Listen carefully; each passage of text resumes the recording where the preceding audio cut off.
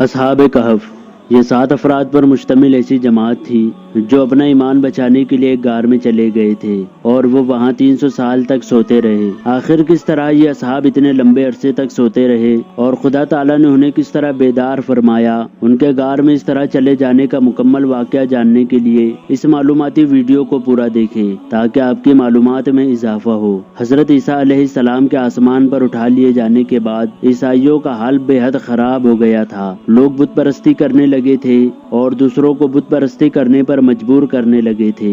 خصوصاً ان کا بادشاہ دقیانوس اس قدر ظالم تھا کہ جو شخص بت پرستی سے انکار کرتا تھا یہ اس کو قتل کر ڈالتا تھا۔ اصحاب کہف شہر افسوس کے عزت دار لوگ تھے جو بادشاہ دقیانوس کے معزز درباری بھی تھے، مگر یہ لوگ ایمان والے تھے اور بت پرستی سے نفرت کرتے تھے۔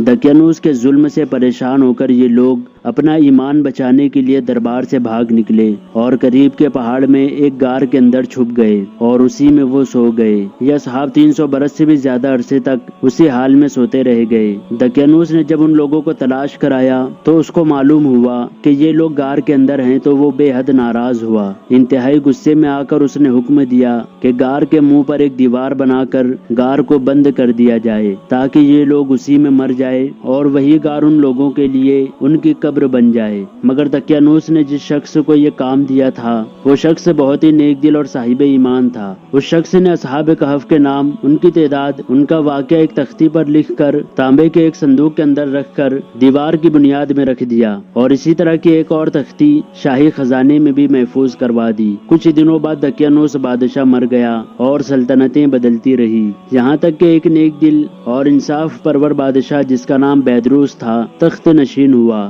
جس نے 68 سال تک بڑی شان و شوکت سے بادشاہی کی۔ اس کے دور میں مذہبی فرقہ بندی شروع ہو گئی، لوگ مرنے کے بعد دوبارہ زندہ ہونے اور قیامت کے دن کا انکار کرنے لگے۔ قوم کا یہ حال دیکھ کر بادشاہ رنج و غم میں ڈوب گیا اور وہ تنہائی میں ایک مکان کے اندر بند ہو کر اللہ تعالیٰ سے دعائیں مانگنے لگا کہ یا اللہ عز و جل کوئی ایسی نشانی ظاہر فرما دے تاکہ لوگوں کو مرنے کے بعد دوبارہ زندہ ہو کر اٹھنے اور قیامت پر یقین ہو جائے۔ بادشاہ کی یہ دعا قبول ہو گئی۔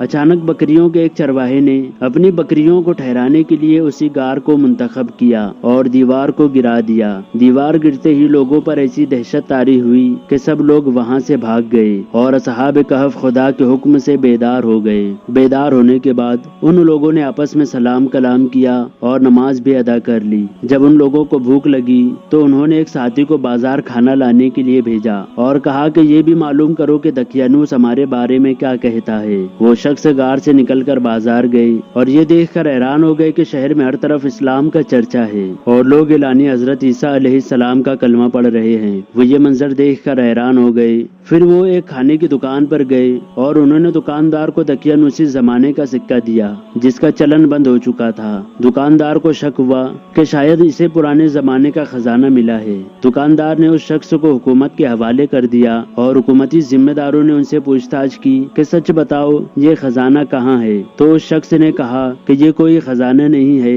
بلکہ یہ میرے پیسے ہیں۔ تو حکام نے کہا ہم یہ کس طرح مان لے کہ یہ روپیہ تمہارا ہے؟ یہ سکہ تو 300 سال پرانا ہے اور تم جوان ہو، یہ سکہ تو سالوں پہلے بند ہو چکا ہے۔ یہ سن کر صاحب کہف نے کہا کہ تم لوگ یہ بتاؤ کہ دقیانوس بادشاہ کا کیا حال ہے؟ حکام نے کہا اس نام کا پوری زمین پر کوئی بادشاہ نہیں ہے بلکہ سینکڑوں سال پہلے اس نام کا ایک بے ایمان بادشاہ گزرا جو بت پرست تھا۔ تو صاحب کہف نے کہا لیکن ہم تو کل ہی اس سے اپنی جان و ایمان کو بچانے کے لیے بھاگے، میرے اور بھی ساتھی ہیں جو قریب کے ایک غار میں ہیں، تم لوگ چل کر خود دیکھ لو۔ حکومتی ذمہ دار اور گاؤں کے لوگ اس غار میں پہنچے اور انہیں اس غار میں وہی تانبے کا صندوق ملا جو دیوار بنانے والے نے اس دیوار میں رکھ دیا تھا۔ اس صندوق کو جب کھولا گیا تو اس میں سے ایک تختی نکلی جس میں اصحاب کہف کے نام، ان کی تعداد اور واقعہ لکھا ہوا تھا اور اس پر یہ بھی لکھا تھا کہ یہ لوگ دقیانوس بادشاہ کے خوف سے اپنا ایمان بچانے کے لیے اس غار میں چھپ گئے اور انہیں اس غار میں بند کر دیا گیا ہے۔ جب یہ بات بیدروس کو پتہ چلی تو وہ فوراً غار میں آیا اور اصحاب کہف سے ملاقات کی۔ بیدروس بادشاہ فوراً سجدے میں چلا گیا اور اللہ تعالیٰ کا شکر ادا کیا اور کہنے لگا کہ اے پروردگار، تو نے ایسی نشانی ظاہر فرما دی کہ اب کوئی بھی شخص مر کر دوبارہ زندہ ہونے کا انکار نہیں کرے گا۔ پھر اصحاب کہف دوبارہ اسی غار میں سو گئے اور اسی حالت میں ان کا وصال ہو گیا۔ بادشاہ بیدروس نے غار کے منہ پر ایک مسجد بنوا دی اور اعلان کیا کہ عیدین کی نماز اسی مسجد میں ادا کی جائے گی۔